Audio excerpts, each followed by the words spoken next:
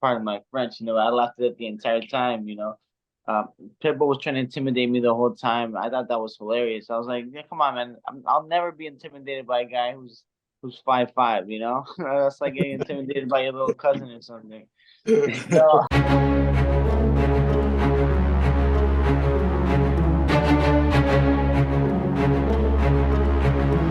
Welcome to the Ring with the Parley with your hosts, Kendall Gill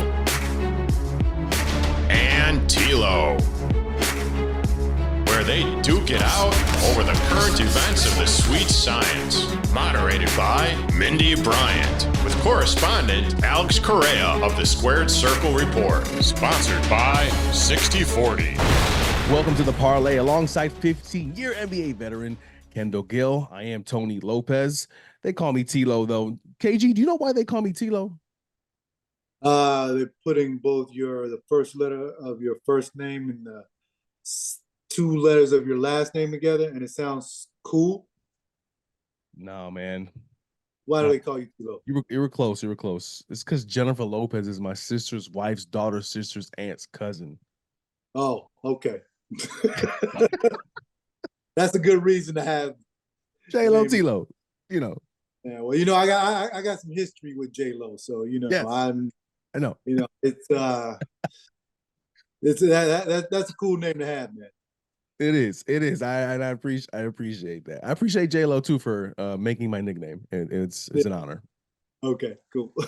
Welcome to the Parley alongside Kendall Gill and TLO here. Don't forget to subscribe on YouTube. Of course, hit the notification bell. Also, we are on social media platforms, all on the description box. Follow us.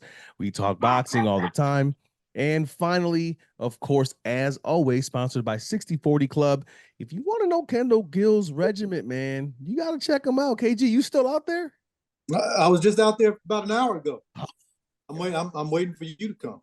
Man, when are you gonna get out there? When are you gonna do the 50 days, man? Oh man. First I gotta get better. We're not together in studio right now because I'm under the weather. So okay, yeah. All right.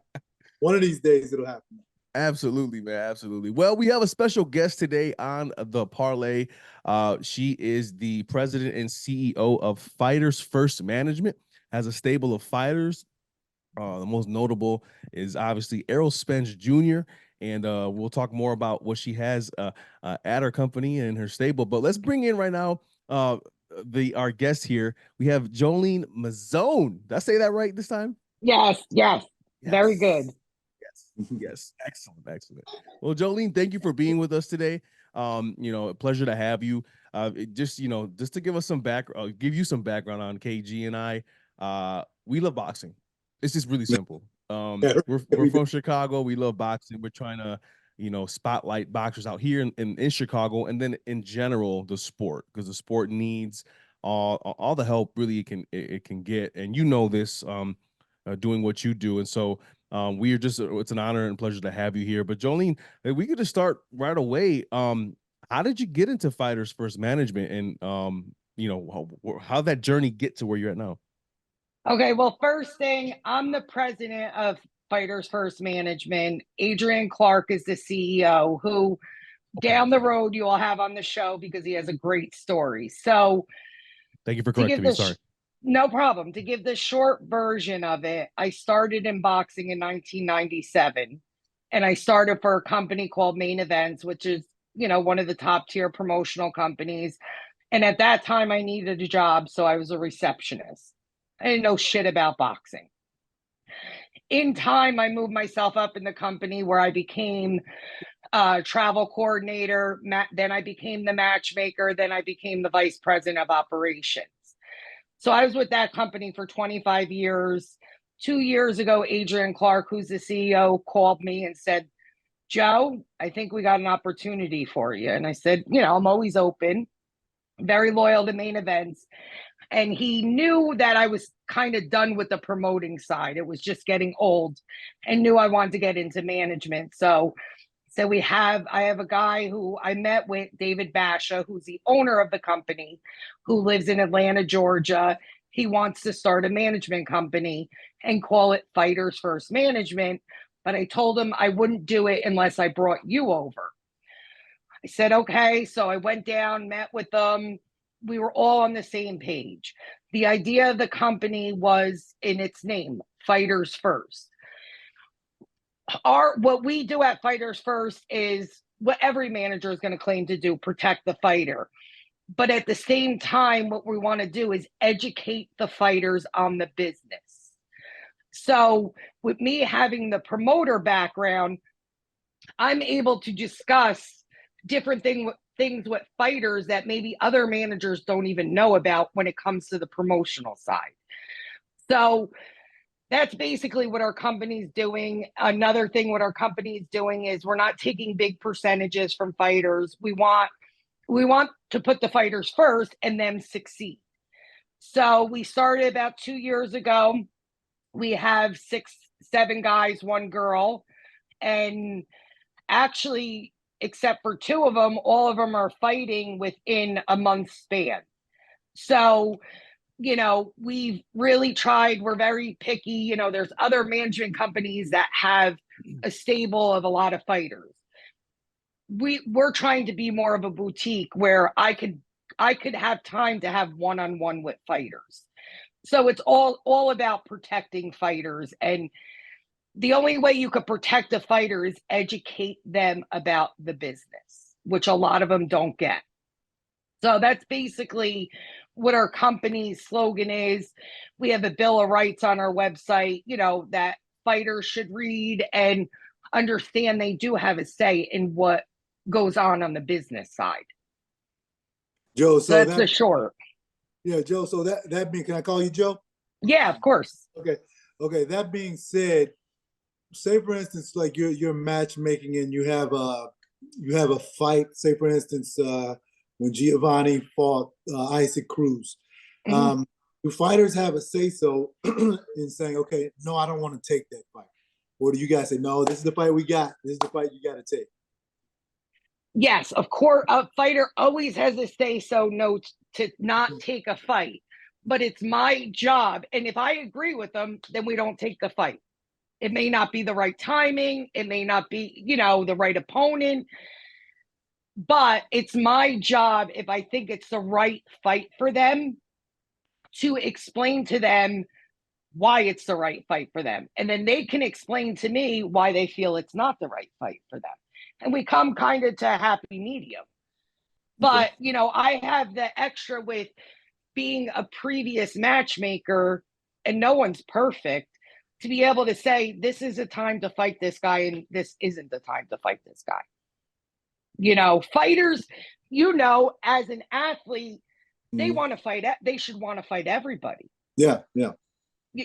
And that's what I always dealt with. So if it's not the time, I got to tell them, all right, take a deep breath. Right. It's not the time now, but they should want to fight everybody. Okay. So that being said, and I'm going to delve into other areas of boxing.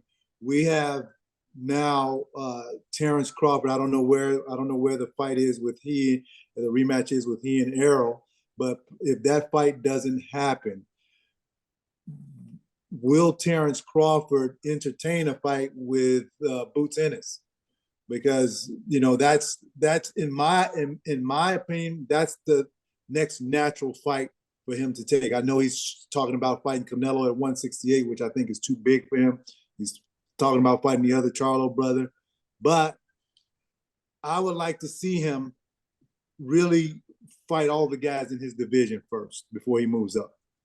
Agreed. And Boots is the guy that he should fight. There's a twofold to that. But, and I love Terrence Crawford is one of my favorite fighters. But I think Boots gives him a little bit of a problem. I do too.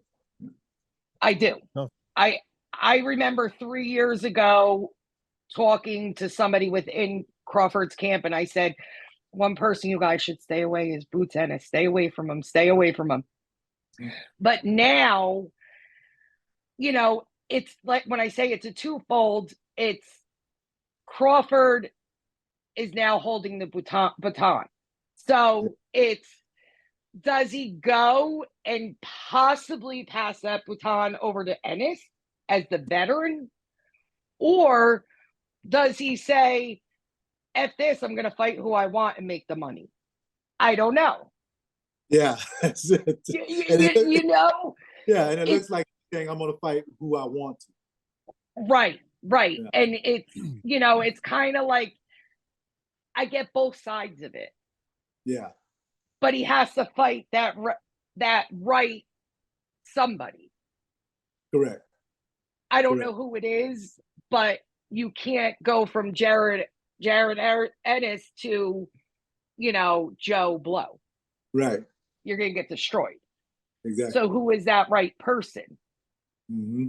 You know, I mean, No, if I I thought about it, I could come up with a few, but you know, he should fight him, but is he going to? I don't think so. You know, we're talking about fighters, and you know, you have a stable of fighters there. I mentioned earlier the name of Errol Spence Jr.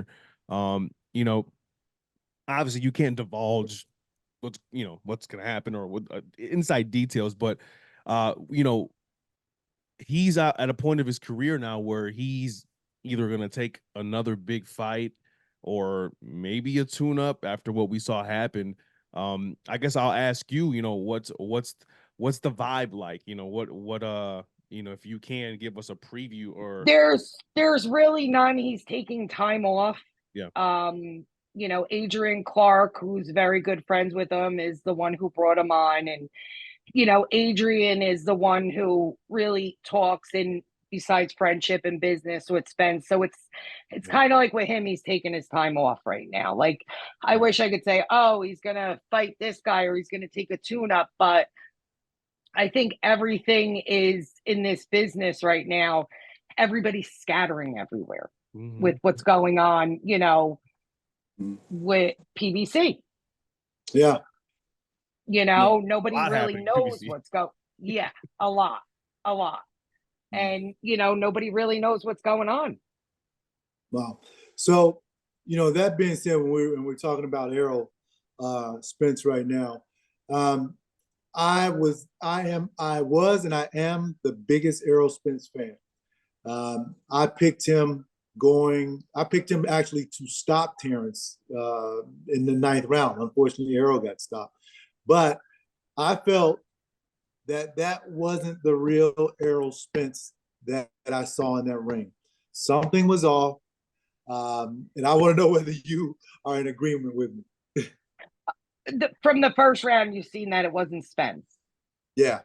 And there's nothing that came out specifically or anything, but unfortunately, an athlete can have an off night. When it's in boxing, it's a lot greater. When you're in a team, you could have your off night, but your other guys are kind of like, all right, you know, LeBron James had an off night. He didn't do good, whatever. But like, if they won, they won. Right. So all that goes out the window. You know, you could have a bad day. With fighters, it's everything's on you. True. You know, which sucks, but that's the game. Yeah, that's true. You know, another fighter in your stable who we hope to speak to soon is Giovanni Cabrera, who had a really nice showing against Isaac Cruz. It was a close fight, in my opinion, a couple of like 5 or 6 months ago. And you know, he showed that he can bang with the big guys. You know, Isaac is a pit bull, is in his name, so he pushes forward, a pressure fighter. But Giovanni really looked, you know, he was able to hold his own, was getting hit, but he was dishing as well. And I'm sure that fight earned him hopefully very soon. Actually, Giovanni is actually coming in right now. He is good. Let's See, bring him in now. Look at that. he didn't disappoint me. Yes, he did. Let's see if we can get him in here real quick. We got a good 15 minutes. Giovanni, can you hear me?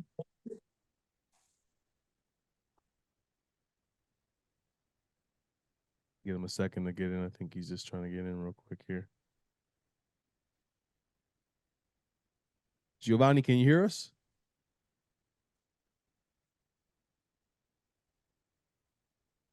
Okay, well. Okay. Well, we'll get to hopefully he'll chime in here real quick. Giovanni, if you can hear us, just pop on in whenever you're ready, and we'll get to you here. So, so Joe, I have a question for you.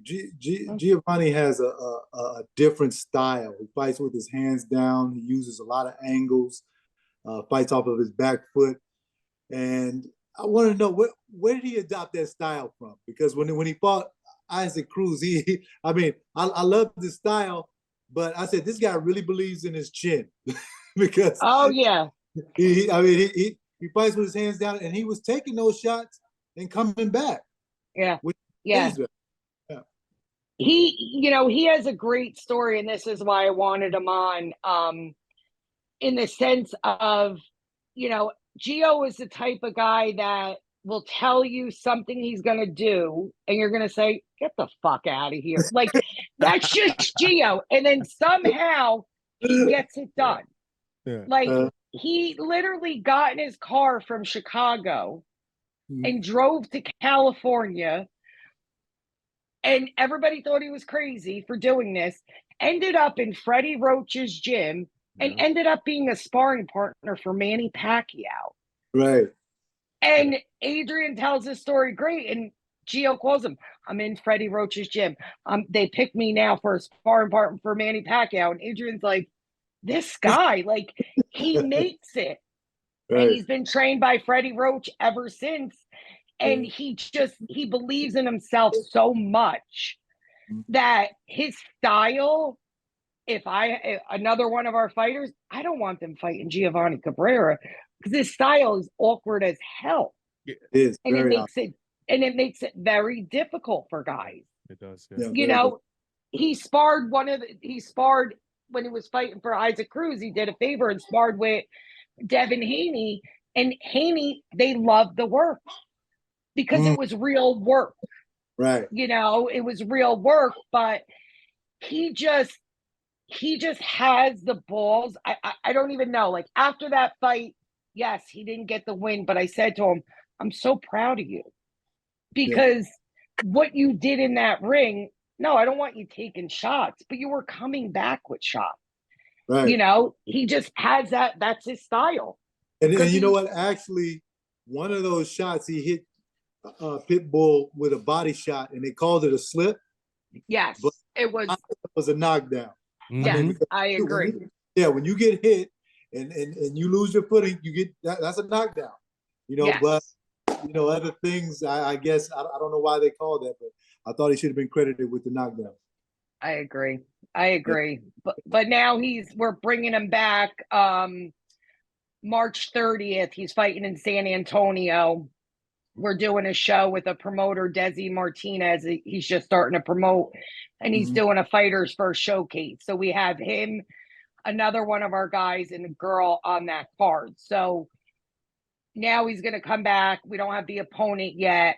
Get his feet wet, and then just try to get him right back into that contention to get back on top.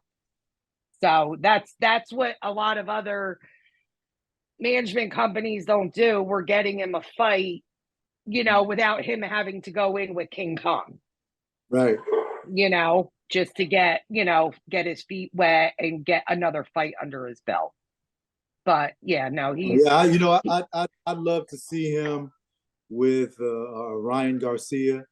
I think that's a great fight. All of the guys right around 135 pounds. There's a lot of them.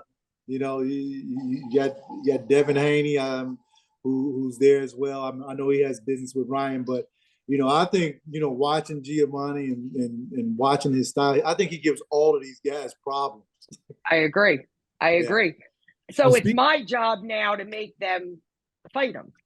Right. And there's a guy like him. Everybody wants to stay away from him. Yeah. Exactly. Well, speaking of Gio, he's on. We got him on. I see him. What's going on, Gio? How you doing? What's going on, gentlemen? Jolene, thank you for having me. Sorry I have technical difficulties, but good to be on. Well, it's a pleasure to have you. TLO here, Kendall Gill on the other screen there, 15-year NBA veteran. It's a pleasure to have you on the show, Gio.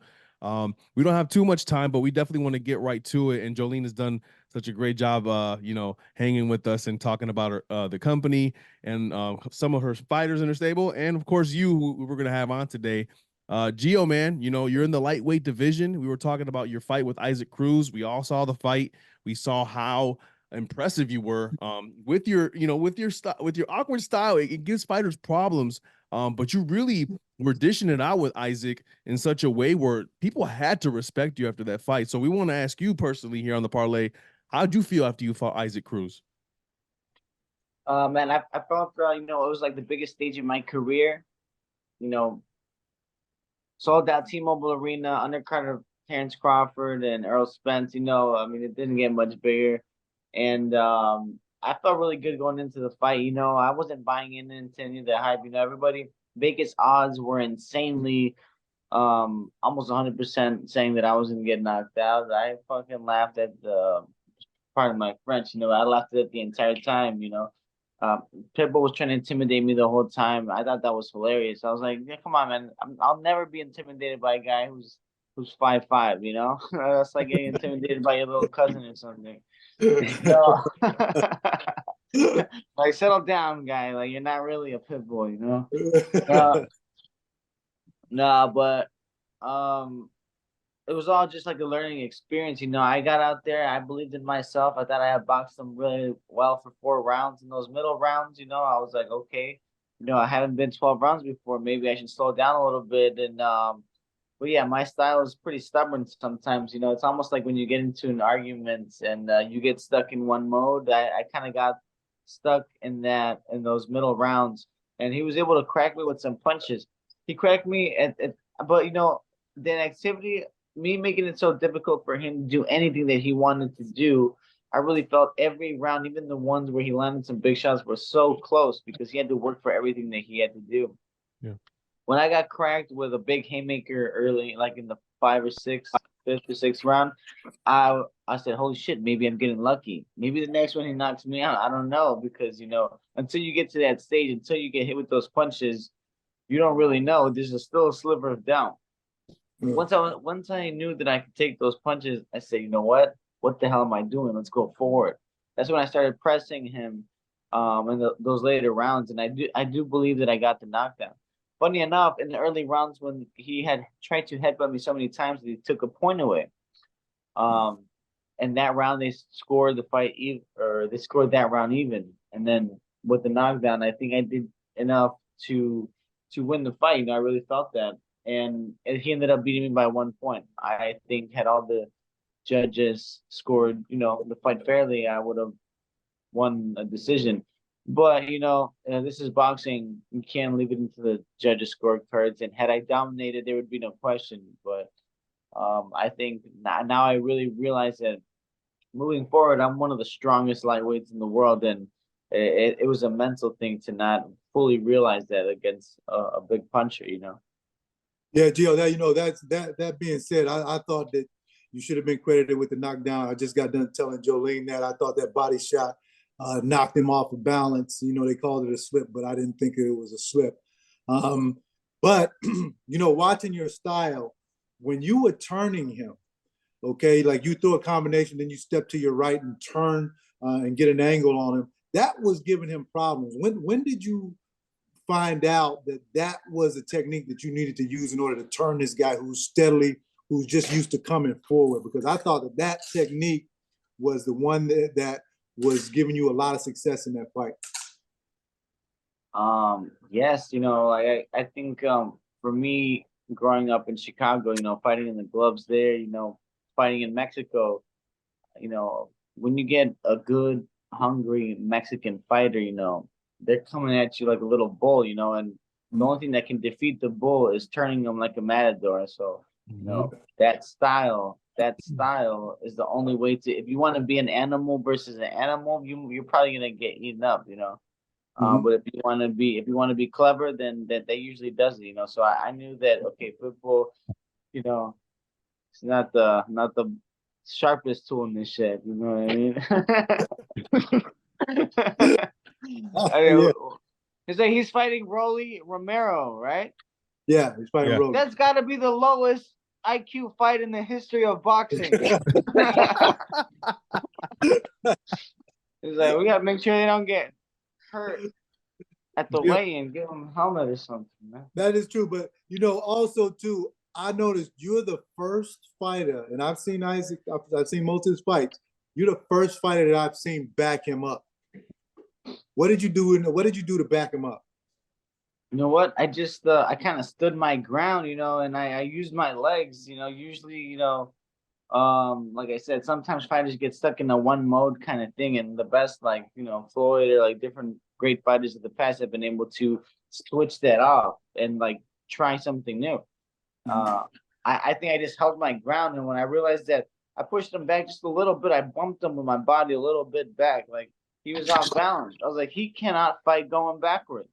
Oh, He cannot fight going backwards. All of his weight is on his like front two toes, and he uses his upper torso to create leverage, and that's how he punches. Very, very kind of classic puncher, almost like Rocky Marciano, but sideways. Rocky Marciano was able to do it going forward, and I think Pitbull kind of more like a little Tyson does it sideways. Not to compare him to the great Mike Tyson, no. Yeah. But yeah, and more in that sense, and pushing him back. It's almost like I saw a video a while back about when George Foreman beat Joe Frazier, and the way that he did it was with his hands and his head control. Because every time that Joe Frazier would come down, he would give him a little push, and it would knock him on his heels. But I caught a little tiny just glimpse of that when I like, oh shit, it's like. I was like, I'm stronger. Why am I waiting? Why am I not going forward? I must push him back. And when I started to push him back, I realized that he didn't have the same kind of balance. You can't really wait for Pitbull. You have to go get him. You got to push him back. And yeah. At the end of 12 rounds, he was the one who wanted to leave the ring, not me. That's true. Well, Giovanni, we got 9 minutes here left with you. We're gonna ask you a couple more questions. Well, when you were not on, Kendall had asked a question about your style, and we were curious about where'd you adopt that style from? Did it evolve? Because it's an awkward style and it gives fighters issues. Hands are down here and there, then you come and attack. Where'd you adopt that? Did it evolve, or have you always boxed like that? Well, certainly it's been refined to it, whatever it is. No, but a lot of people want to say awkward. A lot of people called Ali awkward. What's so awkward about it? That you can't understand it, most people, But I really believe that, I did study what you would call some awkward fighters, like Manny Pacquiao to me was, one of the greatest fighters of all time. Like I watched him grow up in his prime of the prime of his stardom in his career, and just moving at off angles and slipping the jab and throwing that left hand, one of his greatest punches, and then spinning around after throwing the punch. That was like such a beautiful move for me. I couldn't resist, it was a temptation to try to do that was too much. And then Pacquiao was really the one who got me into boxing. And then when I went through the whole rabbit hole and the whole history of boxing, I started to watch Ali, and my God, I mean, what a graceful, beautiful style of having his hands down and moving and going side to side. I was like, I picked the two worst fundamentally, sound boxers to emulate his style. So now I'm moving backwards with my hands down. I'm going forward recklessly like Pacquiao, and then trying to go at like off angles. So I mean, if you can see that, I mean that's kind of it created a very weird style, but definitely not conventional. I think fighters, they punch. And they have the classic lanes 1, 2. I think everything that I developed was to punch in between those lanes. So like I'm always like shifting between different positions to be on those off angles. And what I meant to say, Gio, to figure that out. Yeah, what I meant to say, Gio, is definitely not your standard conventional, and not awkward in a bad way, but definitely it's different, and you can see fighters have to adjust. Like, man, okay, I got to get around this. No, that's fine. No, I love people say it. No one's ever gonna not say it's awkward, but people don't say it. If I'm able to, become better and do some great things, then they will call it great. But first, I have to prove myself. So that's true. And what I noticed is that you throw shots at different angles. Like you threw a lot of shots at Pitbull's body. you know, it's sort of like you were throwing uppercuts at his body a number of times, and he didn't even see it coming. You know, and I think is that what you got from Pacquiao? Because Pacquiao's known from throwing, you know, shots from weird, different angles where fighters don't see it. And I know you sparred a lot with him. Did you pick up that from him as well? Well, I did pick up from that as well. I didn't really see him do it because he hit me with it. But I was like, oh shit, that's what they're talking about. You know, that was an amazing moment for me to experience and see that. But I was able, like I said, for me, one of the biggest inspirations was to slip the jab, throw that left hand, and then turn and then end up to the side or behind him. And yeah, picking up from Pacquiao, I actually learned how to try to defend that a little bit. And the only way was moving like hell. You know, like all the best fighters kind of stood their ground. But okay, it has something to say about like keeping the hands up thing. I mean, think about it. All the fighters who fought Manny Pacquiao, they had their hands up, got beat to a pulp. This is not going to save you from Manny Pacquiao. What's going to save you from Manny Pacquiao is making him hesitate with one hand down and playing with distance. You know, that's what Floyd was able to do. Even Marquez, you know, Mexican boxer puncher, he had kind of one hand, you know, and that's the only way. Yeah, you try to do that. You try to do this to Pacquiao, you're gonna end up being his heavy bag. That's true. You're not lying, man. Gio, So we the got same thing with me for like fighting a puncher like Pitbull Cruz. You know, it's like I'm not gonna keep my hands up right here so you can just beat on it. No, try to find where I'm at. That's true. Absolutely. Gio, we got 5 minutes here left on our timer here. Real quick, we got to ask you, you know, you're in the lightweight division. There's star power all over the place. You know, we talked to Jolene and you know that you're going to be back in the ring soon and you're going to be building back up. There's names out there like Cepeda, Shakur still in there. Lemonchenko is still there. Of course, Gervonta is still at 135. I mean, I know you want to fight the best, but you see yourself hitting any of these guys anytime soon? Oh, absolutely, man. You know, I have I mean, I can't look past my fight March 30th, but you know, I'm right back there, man. I just want to get a win, and you know, I'm ready to fight anybody. I would love to fight Gervonta Davis though. Gervonta Davis to me, I mean, he's a great counter. He's got great power. You know, he can knock anybody out except for me. You know, we saw that with Pitbull, man. I got a jaw of steel, man. And if I put everything together, no, let me just say, I mean, like I said, Roy Romero isn't the second highest IQ boxer either. You know what I mean? He was able to outbox just by keeping a little distance with Gervonta. Well, I'm smart enough to stay away. You know, and I think my jab is better. I got awkward angles. I'm a southpaw, which is hard to deal with. I've defeated 3 undefeated southpaws as well.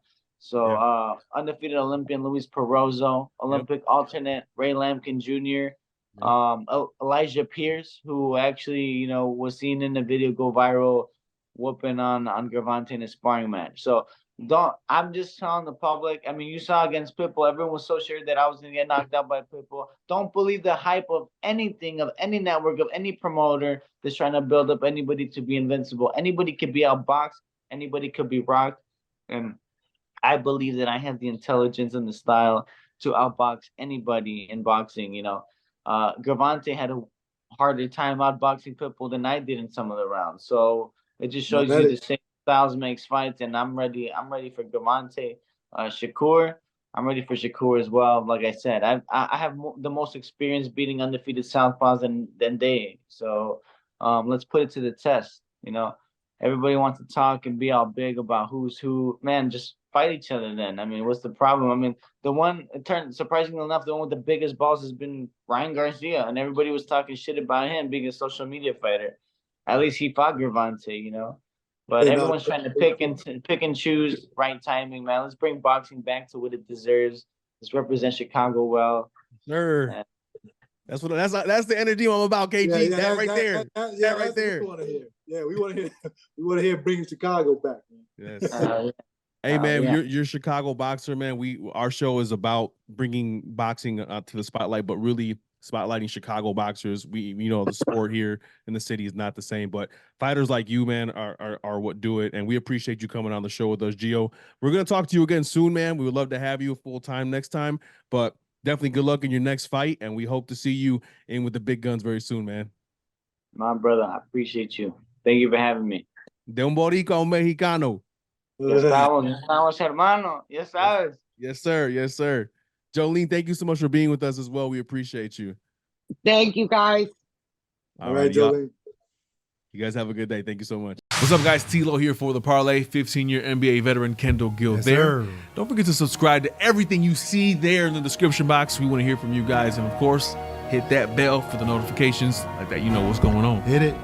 By the way, just want to make sure you know, Tyson Fury has never lost a fight to Deontay Wilder. And this is untrue. He lost the first fight. I don't even want to hear it, bro. He lost the first fight. I don't even want to hear it, bro. He lost the first one. He did it, bro. He lost the first one. He did it, bro. You have yet to watch that fight with me. He lost the last two, but not the first.